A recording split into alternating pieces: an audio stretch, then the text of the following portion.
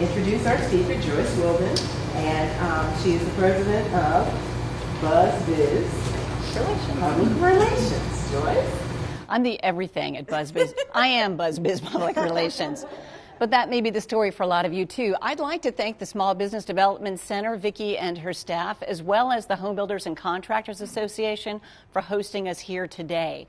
We're going to talk a lot about networking and about businesses helping businesses. I see a lot of friendly faces in the audience. That's a good thing for me. So without further ado, we'll go ahead and get started. I am Joyce Wilden of BuzzBiz Public Relations. A little bit about my background. I come from the home building industry primarily. For about 25 years, I worked for two national builders doing marketing and doing public relations, wearing all of the hats from, brochure copy to writing customer correspondence. So all of those customer touches, I'm very familiar with those. We all know what happened to the home building industry and the same thing that's happened to some of the other industries that you may have come from. So you may find yourself now in a new position, one where you haven't been before. When Vicki started talking about the portability project, one of the things that she mentioned is she kind of asked me to get into my head an idea of who the business owner might be that's here. One of the things that she mentioned is that during this recessionary downturn, some folks who had businesses that had been thriving and had been growing over the years had contracted a bit, and now they found themselves perhaps with some additional responsibilities as employees left and taking over the reins for customer care that they perhaps had lost touch with. So that's really what this is about. You may not be able to adopt every single one of the things that we're talking about, and I really hope that you are already doing several of the things in here. But if you walk away with just one or two things that are fresh that you haven't done before, then my job here is done. So let's get going. We're going to talk about the beginning. In the beginning, there was you. That's you in the middle of all those blue things over there. You were at the center of your business. This is really what we just talked about. You looked after pretty much everything. You added employees and things were starting to grow. It was looking good. You focused on your company's higher level activities. You had to step back a little bit. Your business contracted with the economy, and now you're at the center again. But you've lost touch with your customers and your professional network. What higher level business activities are there than focusing on your customers? And that's what we're going to be talking about today. You are the most important tool in your marketing toolbox. You really are the face of your business. And if you're here as a salesperson for your business, you really are the business. Every person that you come in contact with professionally, to them, you are that business. So reconnecting, what does it do? It maintains top-of-mind awareness. It builds relationships. It promotes greater referrals. We'll talk about that. Repeat business. And an infusion of new energy, new ideas, and new customers. New. We need that. It puts you in touch with all of the people that are crucial to your success. Top-of-mind awareness. What does that really mean? We've all done this in the grocery store, right? You're looking, you're deciding which yogurt are you gravitating toward, and you grab one. And why is it that you grab that one? Top-of-mind awareness, it's your name that a potential customer thinks of when they are ready to make that decision. She's ready to make the decision, and she picks one of them. So to get and retain it, you have to proactively send messages out into the marketplace. Proactively. Because it's hard to predict the next time that they're going to want to buy. So if you haven't touched them between the last time and the time that they're ready to buy, then you're not going to be in the top of their head. 6 words to take to heart: out of sight, out of mind. I love this slide. He just looks so friendly, doesn't he? Irish or Scottish or something. Building relationships. Most people do not like high-pressure sales. I don't. I don't want somebody to back me into a corner and start talking business. Everybody wants to be thought of as special. We are. We're individuals. We're special people. We're important to ourselves. We're important to our family and our friends.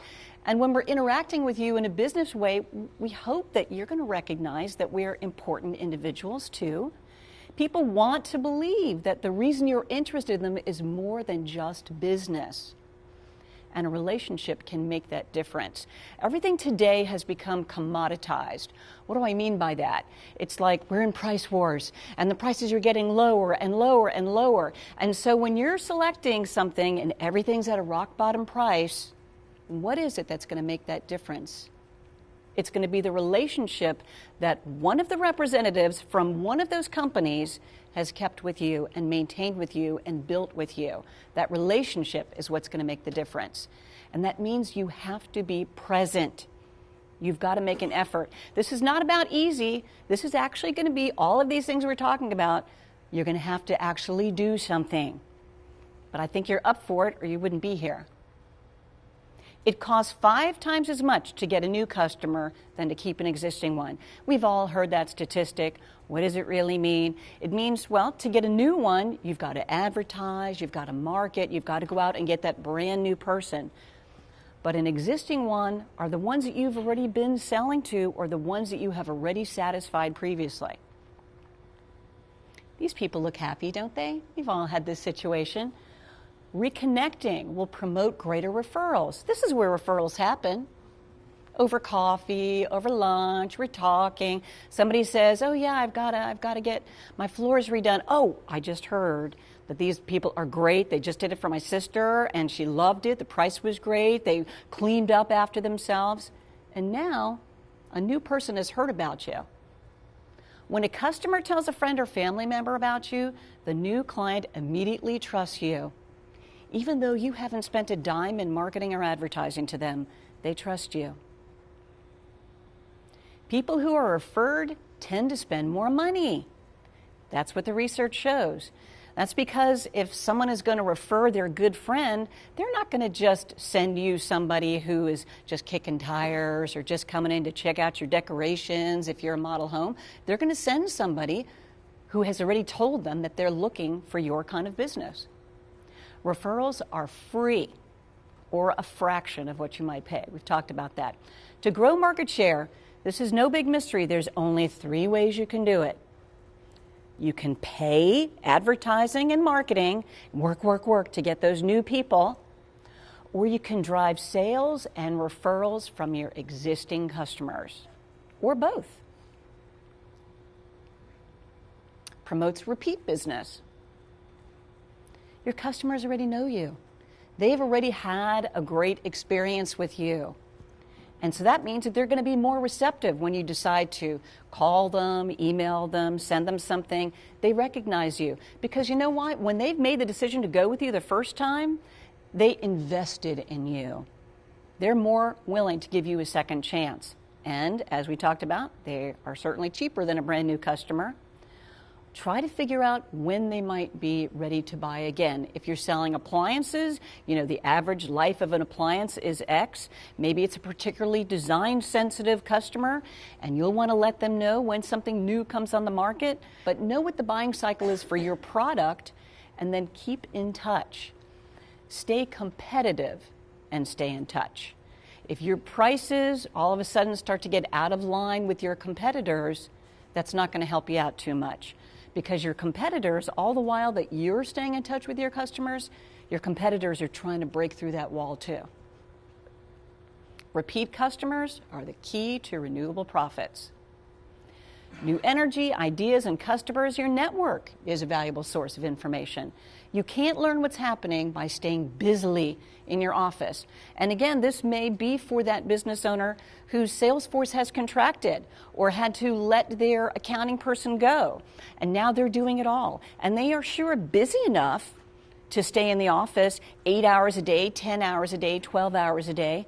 But is that really what's best for your business? To just close in and be just focused on the daily tasks?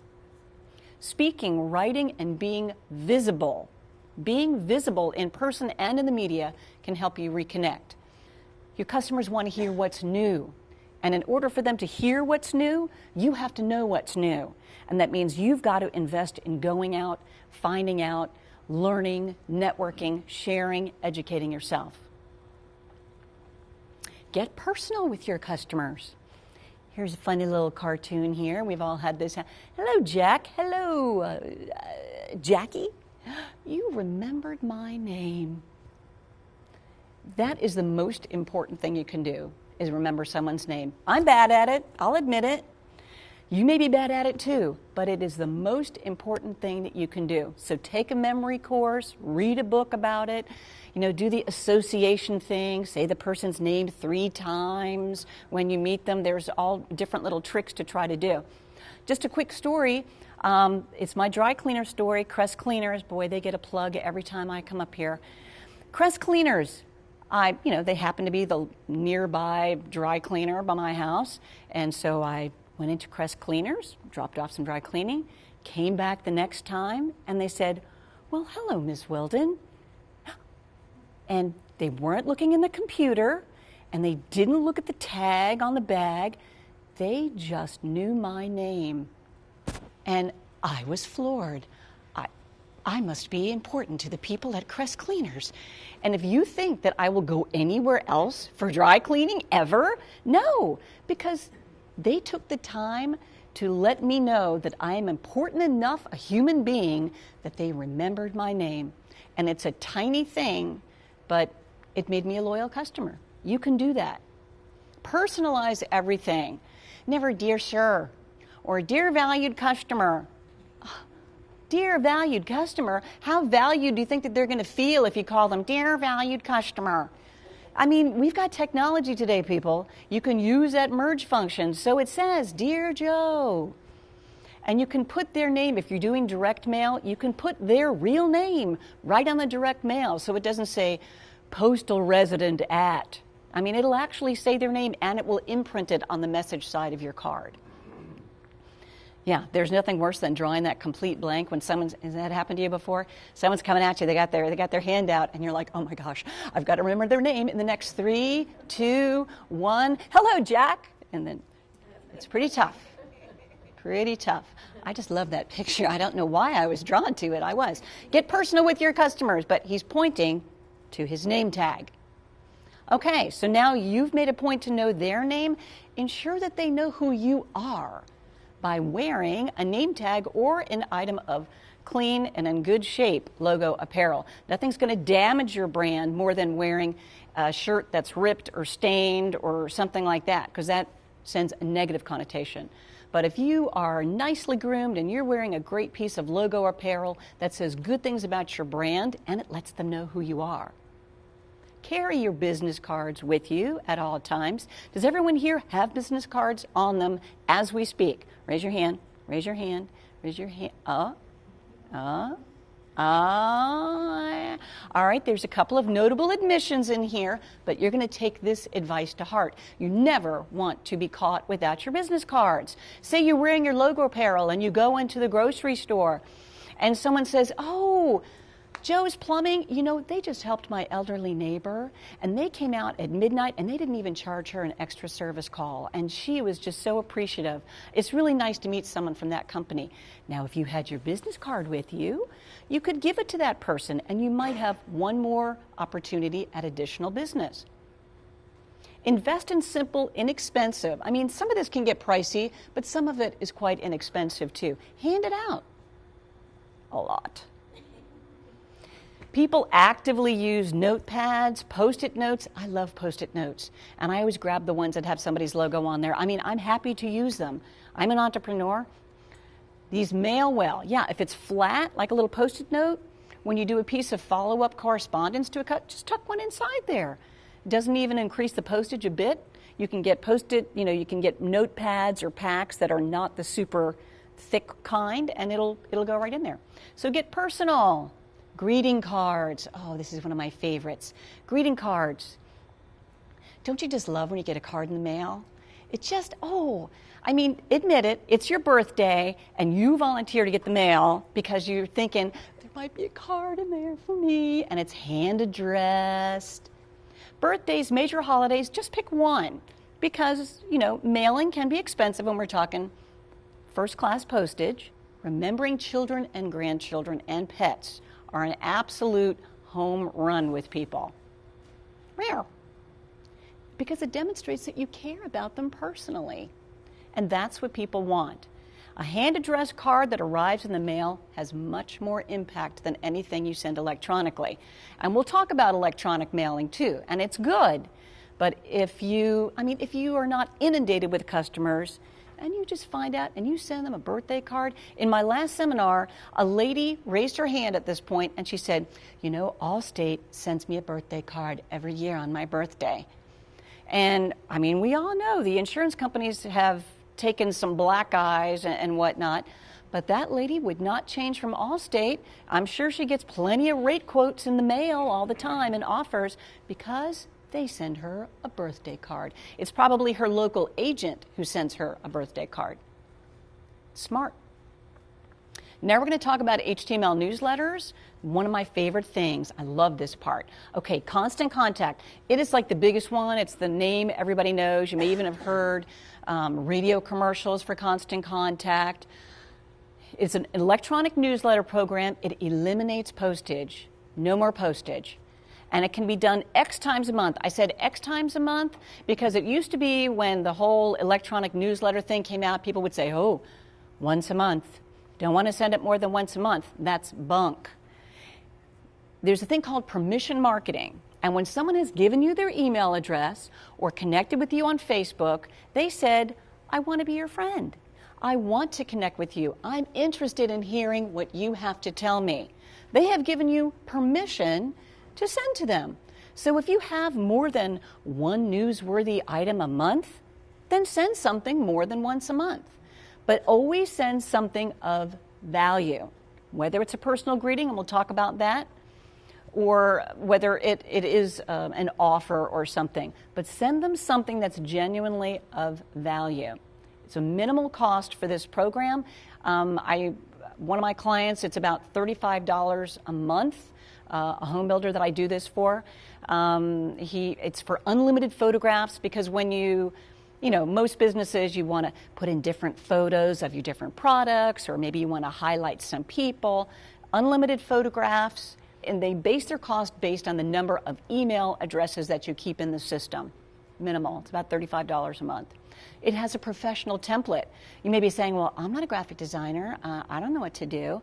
You don't have to know what to do. You just say, I like this look, plug, and then it even gives you suggestions on what type of content should go into what spot.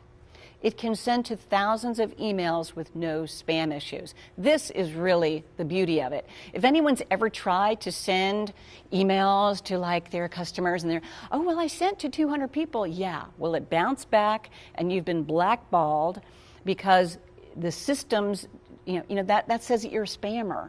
So this gets around the spamming things. They know Constant Contact and the other HTML newsletter providers. And all you do, one keystroke, all of the email addresses.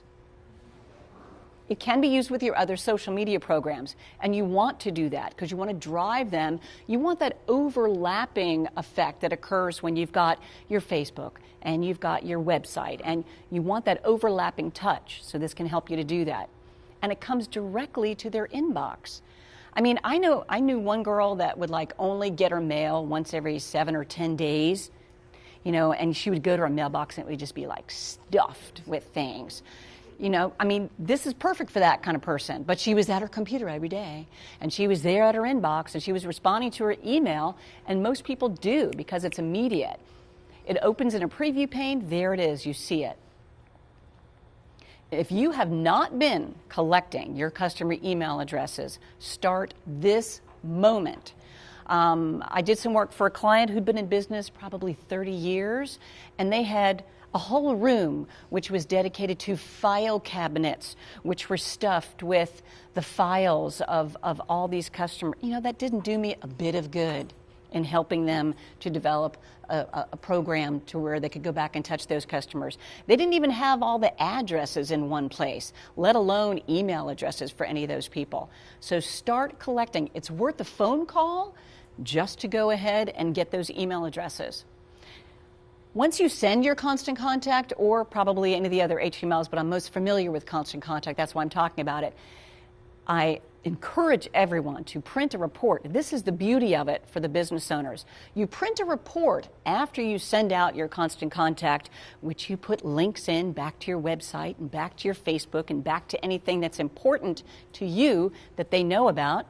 And then the report comes and it shows you, oh, well, here's all your links that you embedded and here's what people did with them.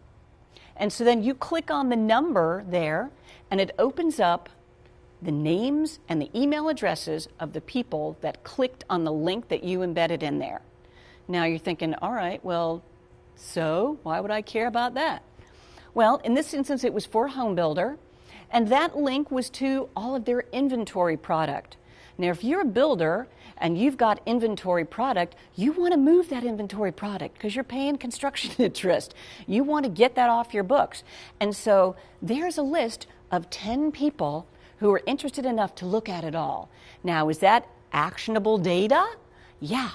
That tells the salesperson, these are people that I can contact because they're actually interested in what it is that I'm trying to tell them. Use that report function to zero in on your genuine prospects. I mean, salespeople spend a lot of time trying to separate the wheat from the chaff. Who's serious? Who's not? Who's here just because they want to use my bathroom?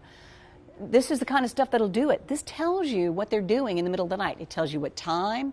It tells you if they went back 3 hours later to look at it again. Can a salesperson use that information? You bet. Okay, here's a constant contact that I did recently for a salesperson. And the point here is don't make the mistake of thinking that every time you reach out, you've got to sell, you've got to sell, you've got to sell. That's not what social media is about. Yes, you can sell, but also, remember we talked about being personal, being friendly. Here's what this one says. It says, Dear Joyce, because actually it was the one I sent to myself. Just a quick note to wish you a safe and happy 4th of July with friends and family. There is nothing that beats a gathering of loved ones, a hot dog straight from the grill, and the oohs and ahs of a backyard fireworks display. Best wishes for a wonderful holiday. Let's catch up soon. Gail France. Be social, be personal, and it can pay off. This is what came back to Gail after we wrote this and sent it out. This is a real response. I took the person's name off. And the person said back to Gail, thank you. What a lovely message. So nice and unexpected. Now, did it help her sell a home? Probably not. Did it build a relationship?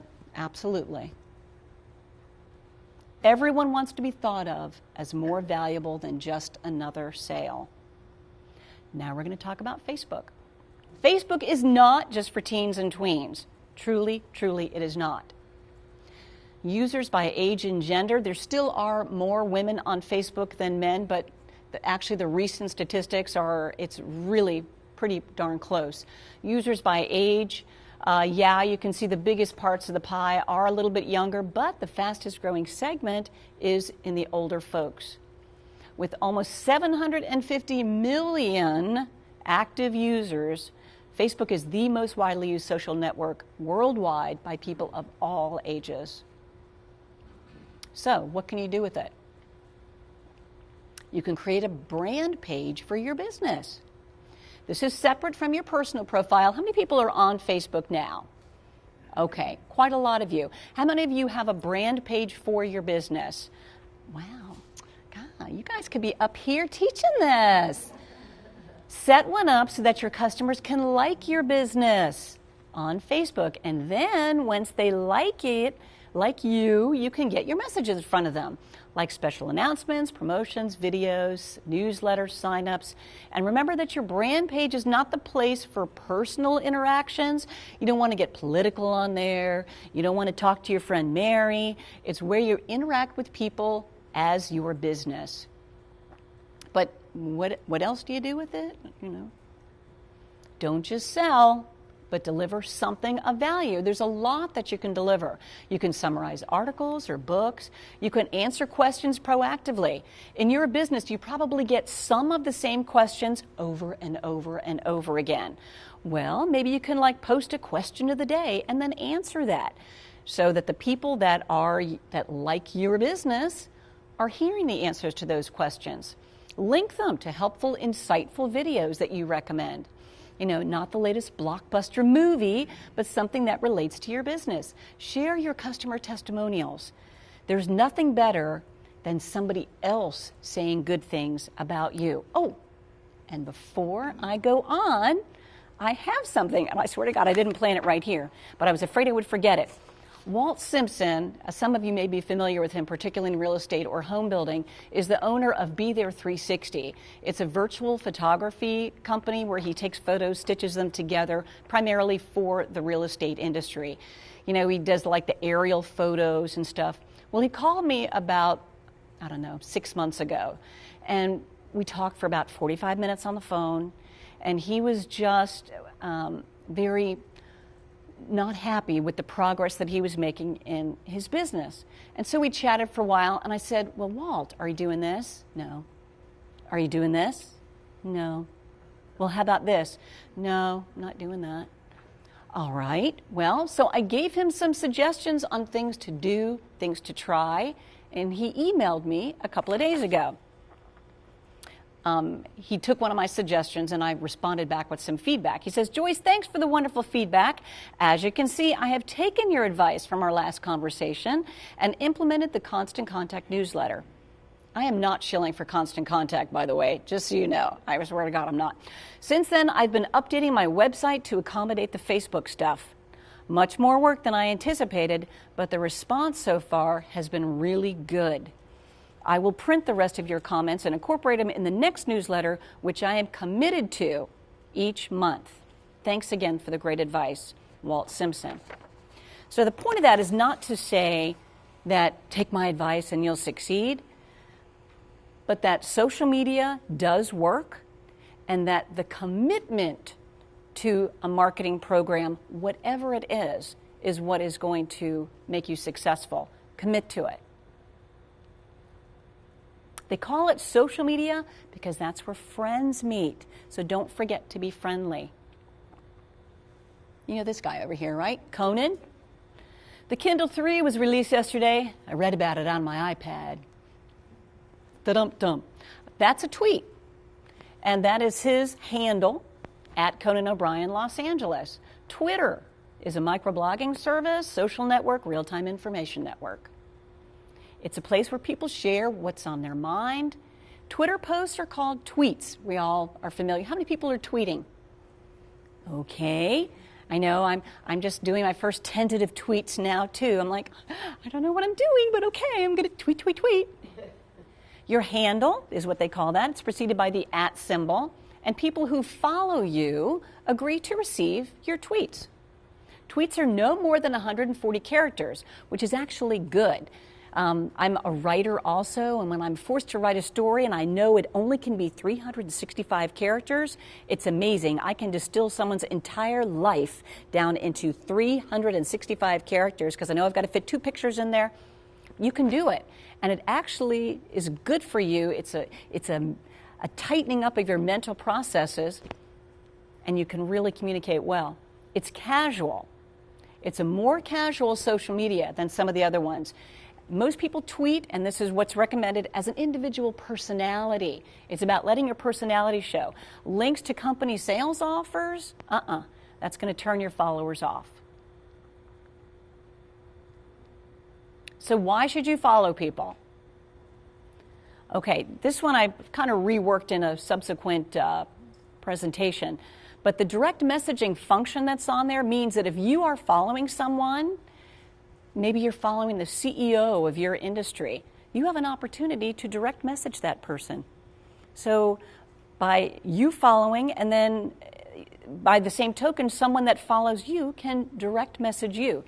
So what else? Why should you follow people? You can discover interesting, shareable content. Remember, you're looking for stuff to share on Facebook and to post and to send out to them. And you can watch your competitors. Just as you would follow your competitors' advertisements or you would watch their promotional video, follow them so that you can see what it is they're up to. Following others is often reciprocated. This is part of the Twitter etiquette also. So if you are following someone, all of a sudden you're going to find, oh, that person is following me. So it's like you've made that connection. You can hook up your Twitter and Facebook accounts so that your tweet automatically becomes a Facebook post. Twitter is a more casual social media. So, we talked about the other one where your Facebook brand page is you interacting as a business with the people that like you. So you might always, not everything just because you can post one to the other necessarily should you. So think about that. So what do you tweet about? Industry matters. Experiment and find out what works.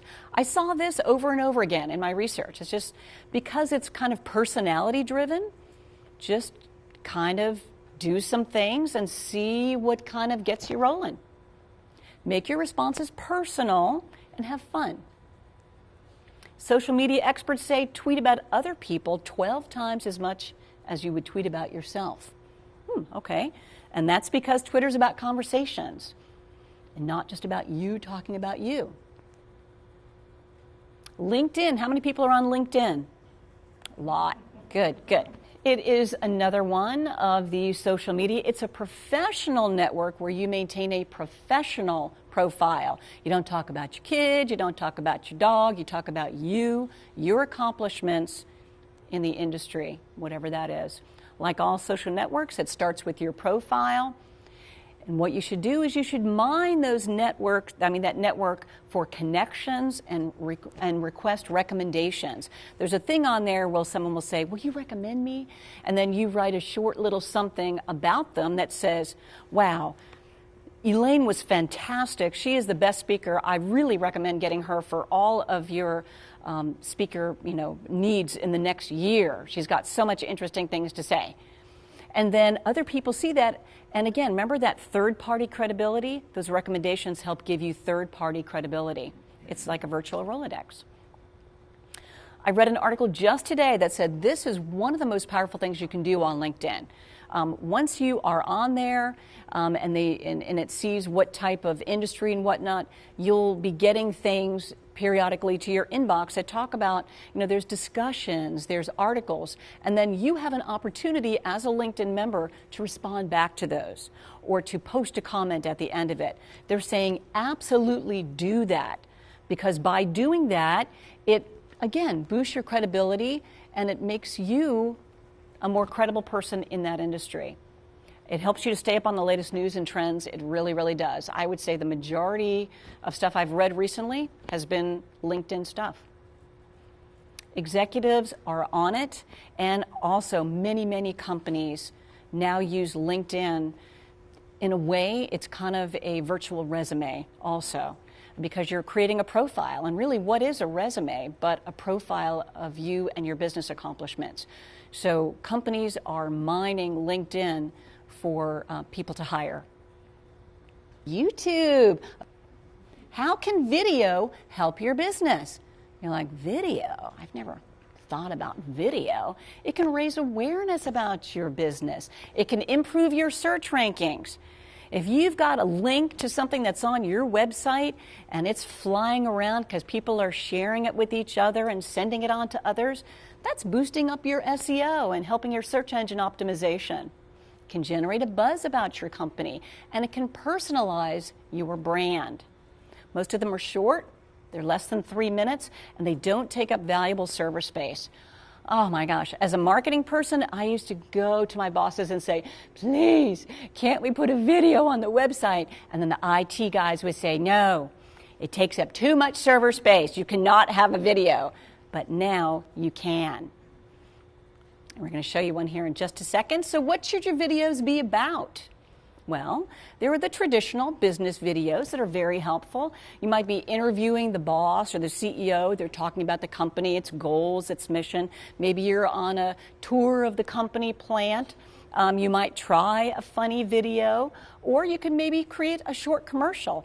I mean, when you think about it, most commercials on TV are what, 30 seconds? And are they even 30 and 60 anymore? I think they still are, the really long ones. But I mean, you can say a lot in that. Imagine what you can do in 3 minutes. And then you post that on YouTube, and people are learning about your business at all times. Create it so that it opens in a separate window, because you don't want all of a sudden people to be lost on YouTube. Oh, look, here's a funny one. I'm going to click on that one. You know, they were on your website a minute ago, but now you've lost them if you don't make sure that it opens in a separate window. And it's the second largest search engine in the world after Google. That says a lot. And now we're going to show you an example of a good YouTube video.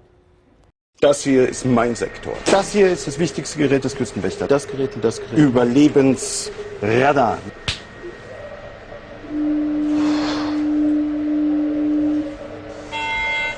Mayday, Mayday. Hello, can you hear us? Can you hear us? Can you... Over. We are sinking. We are sinking. Hello? This is the German Coast Guard. We are sinking. We're sinking. What are you thinking about?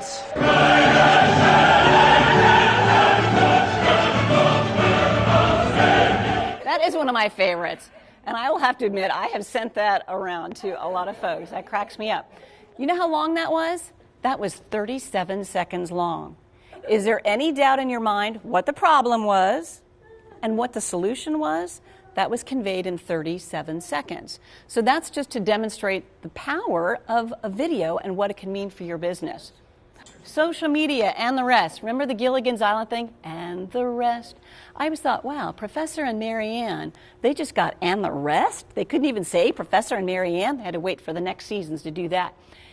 And the rest of social media. By the numbers, there's over 400 social media sites, and the number is continuing to grow.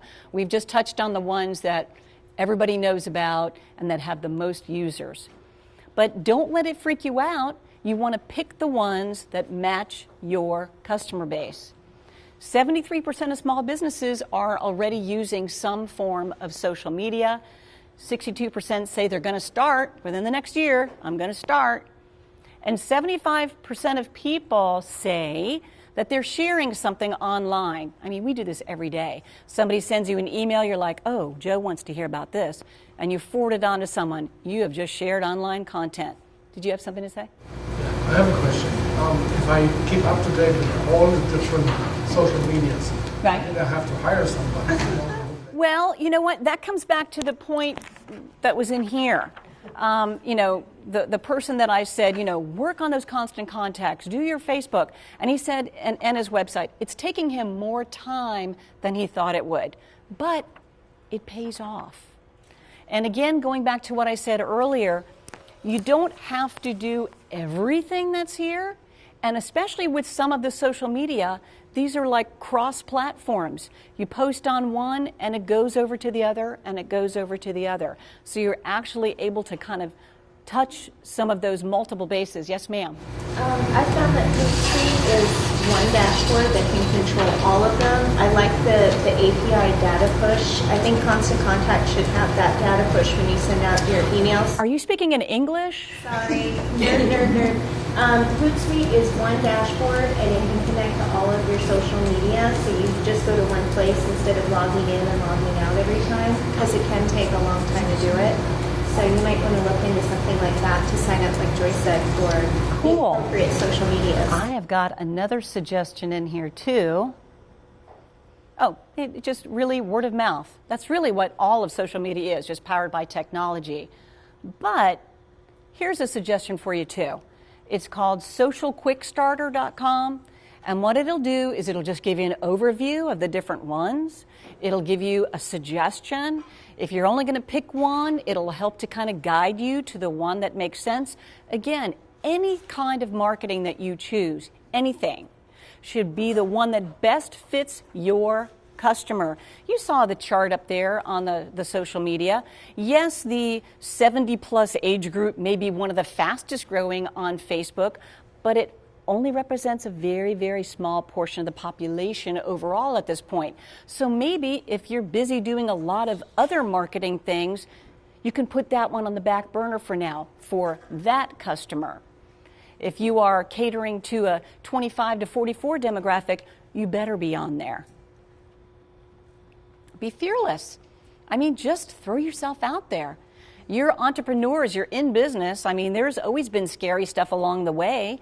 Just, so if you mess up, back up and do it again. Be where your customers are. That's the real takeaway, whether that's their inbox or their favorite social site. Again, that fastest growing segment is 50 plus. Referral and customer loyalty. So why bother with referrals? You'll just get another one. Oh, business has been great. Oh, the doorbell just rings and bring, here comes another one. Phone's ringing off the hook, right? They cost you next to nothing. Existing customers trust you and provide their friends and family with the same good experience that they had. Third-party credibility, we've talked about all this before. So reward them. It doesn't have to be a big reward. It could just be a simple thank you. But a lot of businesses have implemented programs. Maybe you send a gift certificate for dinner. Thank you for sending your friend Mary in to see me. People will occasionally recommend you if they had a good experience, but help them with a reminder and an incentive. So how do you increase referrals? Okay, get ready. This is going to blow your mind.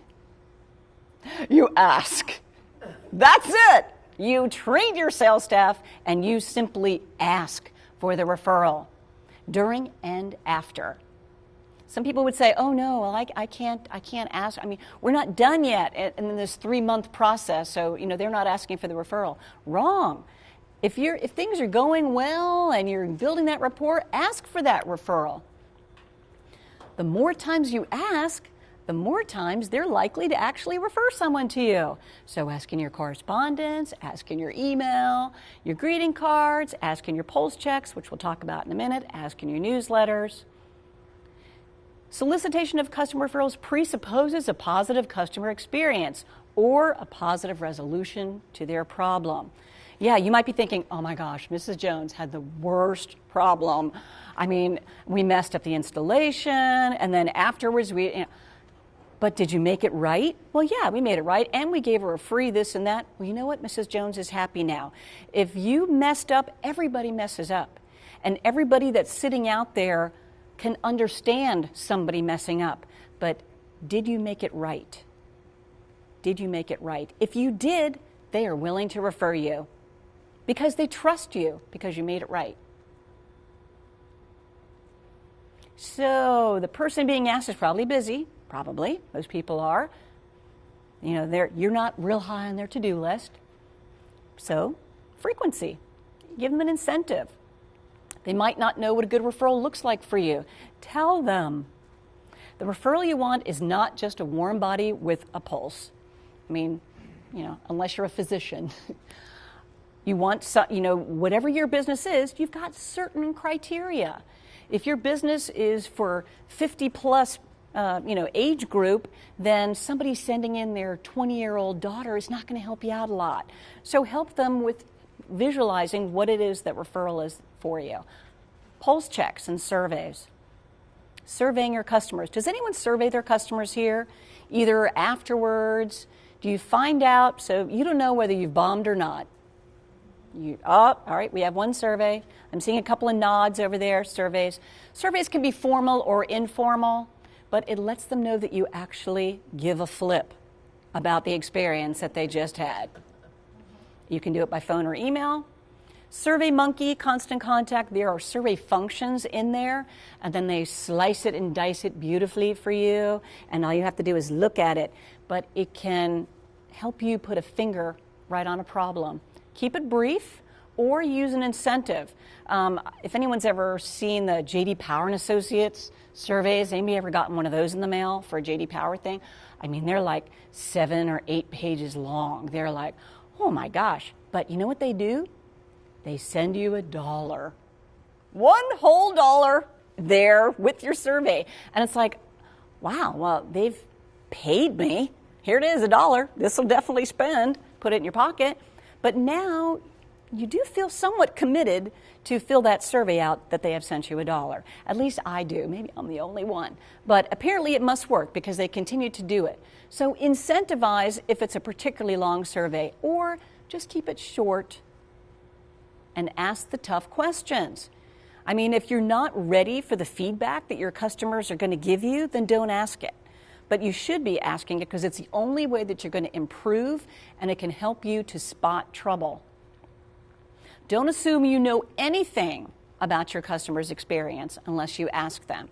If you run a carpet cleaning company and you decide, well, I'm just going to spot check here, ring, ring, and the person was very happy, but they got there 20 minutes late. Huh, okay.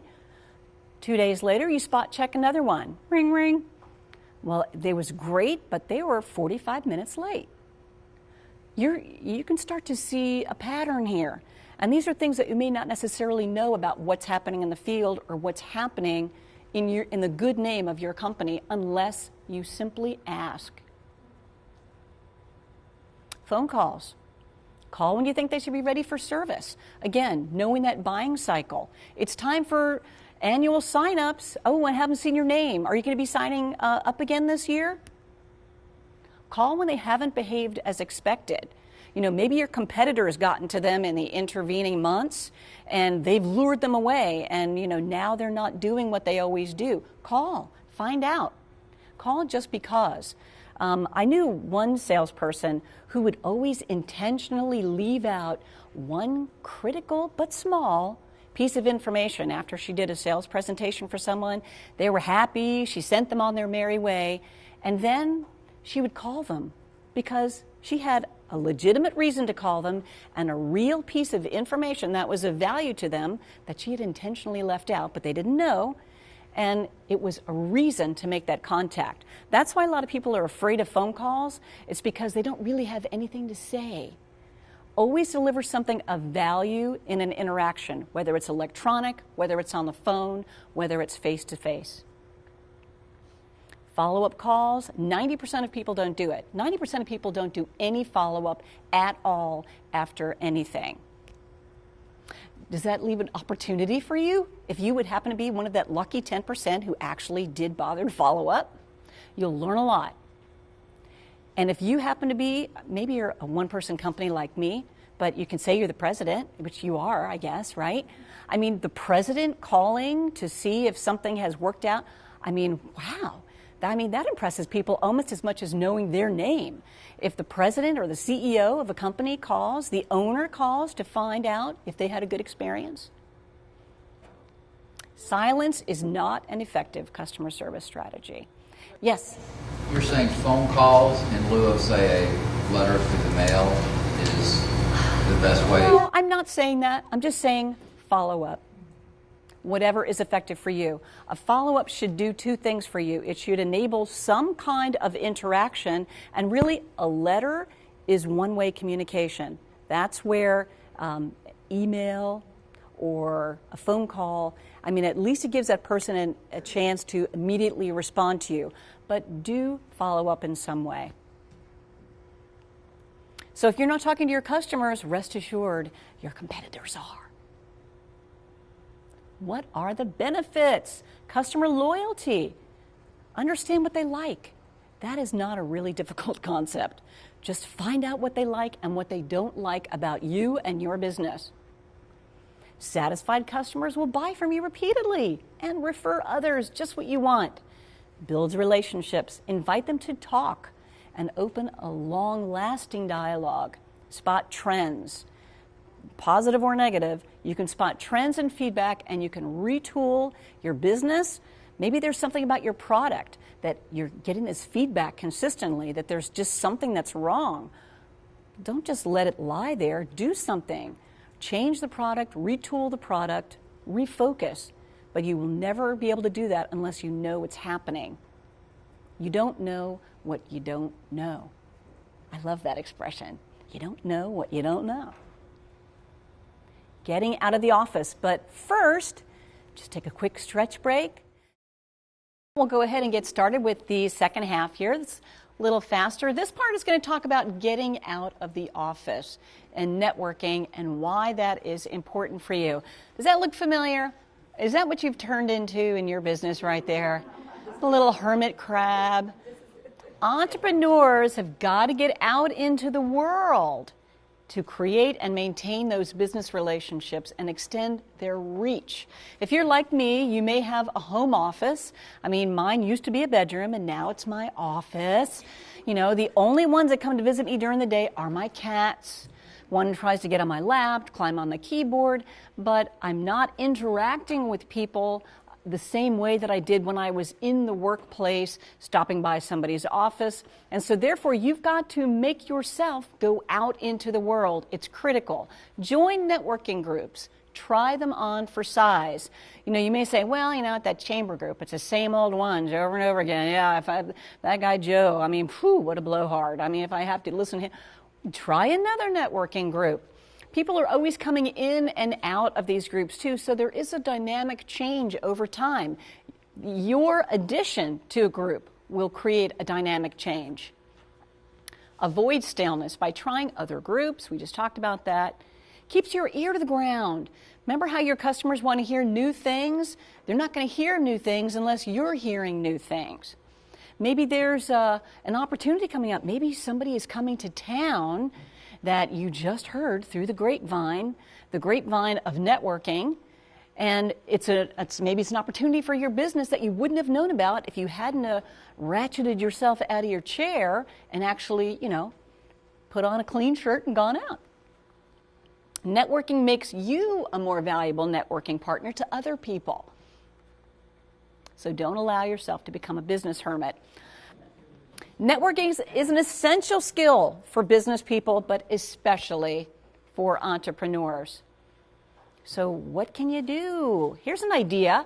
Host a networking event at your place of business. So it's another source of possible foot traffic into your business by hosting an event.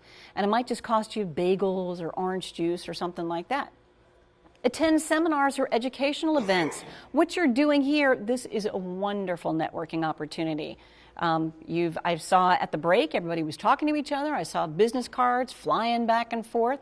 So hopefully this has been a good event for you in that regard. You'll learn things and you'll meet other business people and potential customers. Showing up at a networking event without business cards is like committing business suicide. You never, never want to do that. And I cannot tell you the amount of people that, I mean, I've gone to them and said, oh, can I have your card? Oh, you know, I just use my, I mean, I haven't picked them up from the printer yet. I'm out. Or, this is almost worse, they dig out this nasty, greasy, crumpled up thing that looks like, you know, the dog has been at it. And then they hand that to you. You know, your business card, just like any of your marketing materials, is a reflection on you.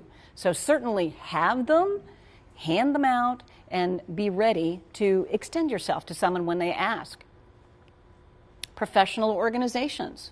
Just about every industry has one. So join them. Join them. Go to their meetings. Actively participate. It keeps you in touch with your peers. It keeps you abreast of industry trends. If this gentleman over here didn't know what the industry trends were, then he wouldn't be having the most up-to-date, what was that word? It was technical, highfalutin, I believe. He wouldn't have the most highfalutin appliances to display for his customers. And it allows you for referrals within the group. Just within this group, maybe even in this group that was right here, someone may have referred someone else. If you belong to an industry group, you're a plumber, and maybe you don't do commercial, you only do residential, and someone comes to you with a commercial job. Well, you refer to someone else that you do know that's a commercial plumber within that same organization, and so you cross-refer, and then they reciprocate. It works both ways. Professional organizations add credibility to your business, and they have a vested interest in your success.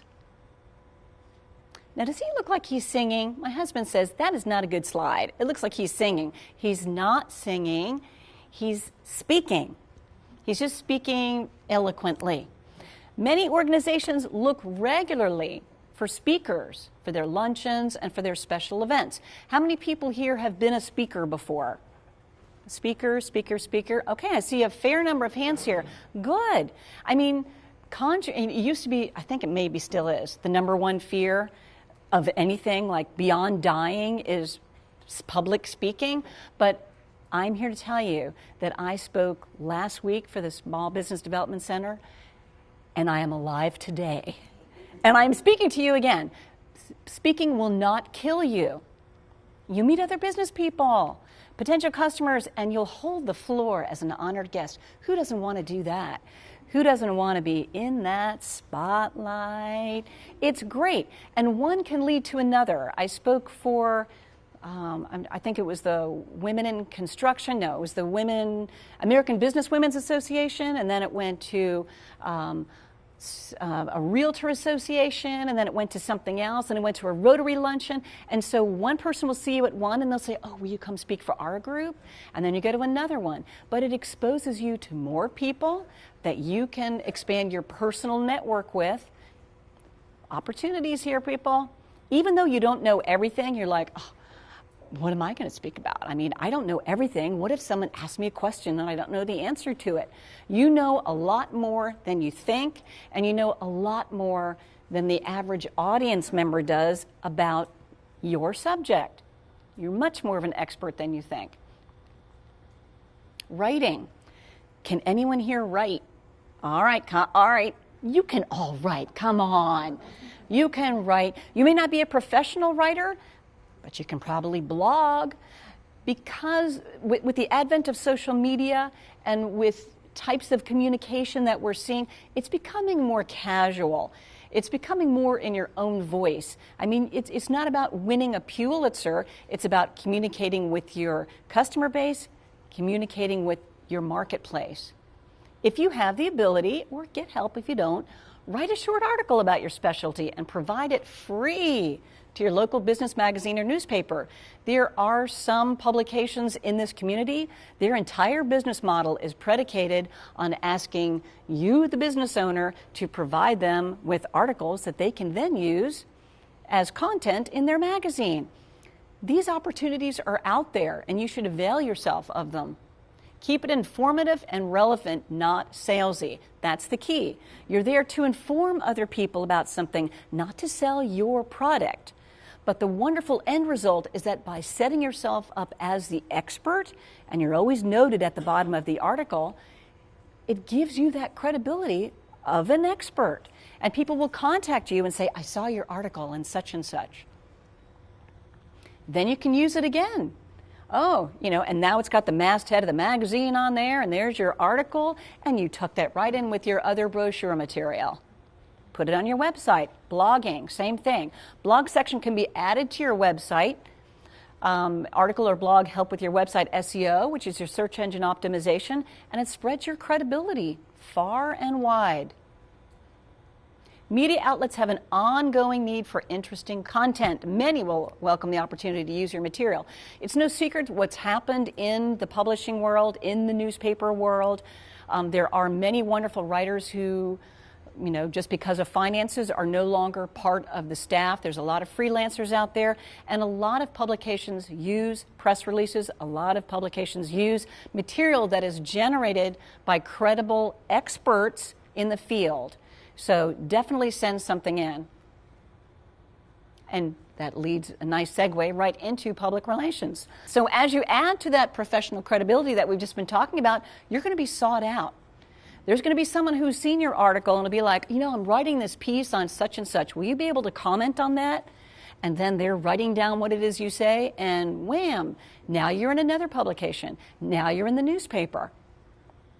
It adds to your credibility when someone is using you as the expert for the article that they're writing. It reinforces people's good opinion of you, and it can get you new customers. Press releases. Press releases are things that you push out to the media, and it should include self-reporting about product launches, new locations, all of these different things. It's just got to be real news. And again, it's not salesy. There's a difference between a press release and an ad, and believe me, editors know the difference. It's not about, I've got something for $3.99. It's about things that are really happening, genuine news. PR is free. I'm not, but PR is free. They're not going to charge you to run an article. And if they do, it's called advertorial, and that's a whole nother seminar. Public relations. You may be doing it right now in your business, and you may not even be aware that you're engaging in public relations. Does anybody here belong to maybe a charity? You sit on a nonprofit board. Maybe you've helped out with some community events. You go to charity fundraisers. You volunteered to do something. All of those things are public relations. They're one-on-one type of public relations, but then those efforts can be amplified in the media. To carry that good work in deeds, a lot of people have a problem with that. They're like, we try to be really modest, but let me tell you the flip side of that. If you have done something for a nonprofit, nonprofits don't have a budget. That's why you're volunteering there to start with. So if you then send a press release about that, showing maybe what was happening, maybe it was a garden that was being planted at a teen center, you get that, it shows up in the paper. Guess what? They mention the nonprofit. And now you have helped that nonprofit further by exposing them to a cross-section of the community that maybe didn't know about them before. So overcome your modesty. It's helpful for you, and it's helpful for that nonprofit. Many companies find they're doing best when they're doing good. And with that, drive safely, and thank you for coming. And I've got some flyers.